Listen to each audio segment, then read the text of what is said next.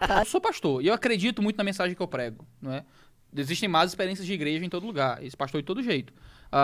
Eu tenho muitos defeitos, mas eu acredito no que eu acredito.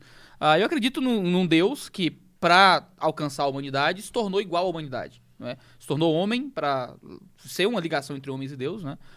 Foi para uma cruz, morreu para levar o nosso pecado, para criar paz entre homens e Deus. Como é que eu posso tentar alcançar, sendo cristão, crendo nessa mensagem, como é que eu posso olhar para um grupo de pessoas vulneráveis e tentar alcançá-los sem tentar entender o modo como eles vivem? Assim como o próprio Deus virou homem para alcançar os homens, por que eu não podia participar de algo da experiência dos mendigos para tentar entender e alcançar os mendigos, né? Então foi um processo assim, porque eu fazia muito trabalho de caridade, como ministro religioso, levava o pessoal da igreja, o pessoal do seminário, e a gente ia lá levar comida para mendigo, normal, né? Só que algumas coisas não eram coerentes pra mim, assim. Sabe quando você sente que o negócio não tá... Alguma coisa não tá batendo e eu não sei o que é? Eu chegava lá com o povo da igreja, com comida, com sopa, com cachorro quente, e chegava um monte de homem, adulto, aparentemente saudável, aparentemente são, pra ser alimentado do que a gente dava na mão deles, assim. E eu, cara, o que é que faz esse cara estar aqui na rua? Porque ele não parece doido, ele não parece enfermo, ele parece um cara normal, certo? Igual eu. Por que é que ele tá aqui? O que é que aconteceu?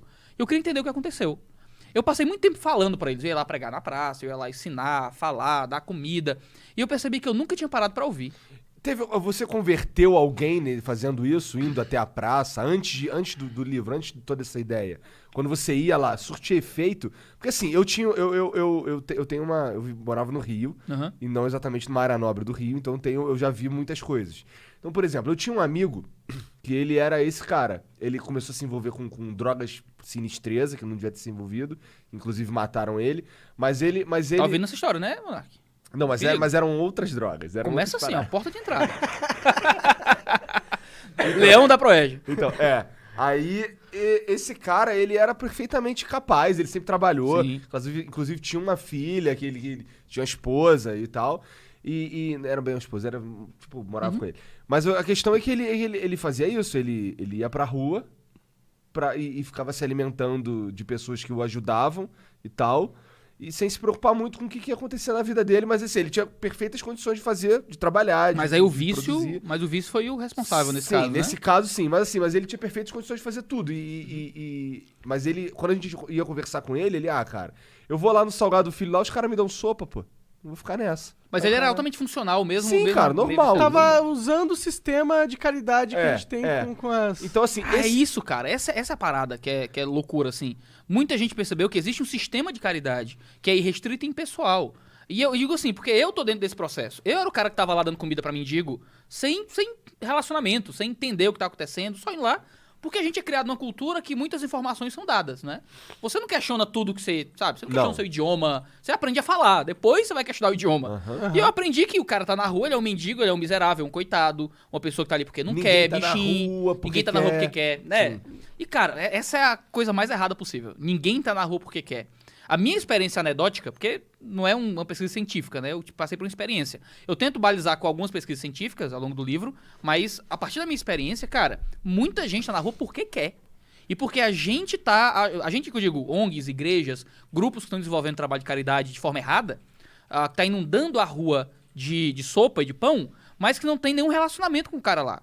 Então o cara sabe que ele pode ser um cara capaz, são, que ninguém vai nem perceber. Ele vai ser visto como uma materialização da miséria. Então eu vou lá, vou dar uma comida, vou falar uma coisa, ele sabe o que responder pra ganhar o que ele quer e pronto.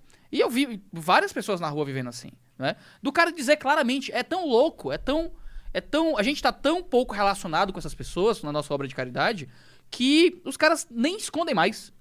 Então antes de eu fazer a pesquisa com o livro, foi umas conversas que me motivaram a pesquisa. Eu perguntei pro cara, velho, por que é que tu tá aqui? Como é que tu veio parar aqui? Ele dizia, não, eu tenho uma casa ali na Praia do Futuro.